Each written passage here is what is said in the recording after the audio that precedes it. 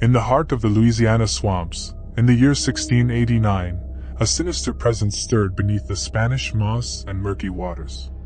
The villagers of a small settlement nestled on the outskirts of New Orleans whispered tales of a malevolent force that prowled the bayous and marshes, leaving terror in its wake. They called it the Rougarou, a monstrous creature that emerged every 13 years to unleash a rain of blood. As the sun dipped below the horizon, casting eerie shadows across the twisted trees, the first victim felt the chilling presence of the Rougarou. Philippe Dubois, a simple fisherman, was returning home with his meager catch when he heard a rustle in the underbrush. The air grew thick with an otherworldly stillness as glowing eyes locked onto his trembling form. Before he could comprehend the horror before him, the Rougarou lunged from the shadows, a grotesque fusion of man and beast with elongated claws and fangs dripping with the blood of its previous victims. The creature's insatiable thirst for blood ignited a frenzy that would grip the settlement for the next 101 days.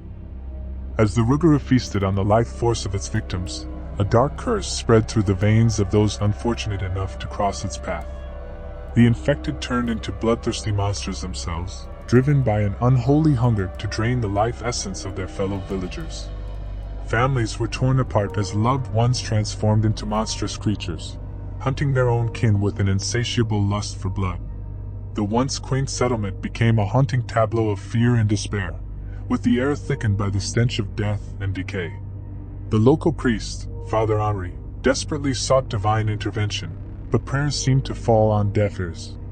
The villagers, driven to the brink of madness, took up arms against their own neighbors, attempting to stave off the relentless onslaught of the Rougarou and its cursed minions.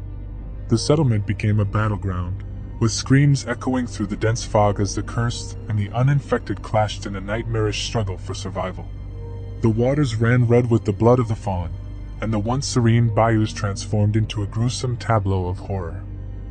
Rumors spread that the Rougarou could not be slain by mortal hands, that it was an ancient force unleashed as punishment for the sins of the villagers.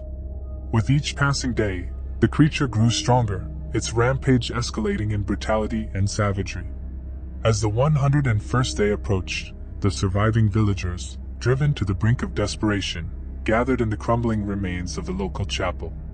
Father Henri, a broken man haunted by the sins of his flock, uttered a final prayer, begging for mercy and salvation. As the midnight hour struck, the air grew heavy with a suffocating darkness. The Rougarou, its blood-soaked fur matted and eyes gleaming with malevolence, descended upon the chapel. The cursed villagers, now mere shells of their former selves, followed in its wake.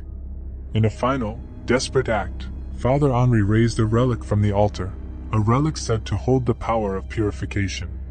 As the villagers clutched their makeshift weapons, the priest chanted ancient prayers, his voice trembling with a mixture of fear and conviction.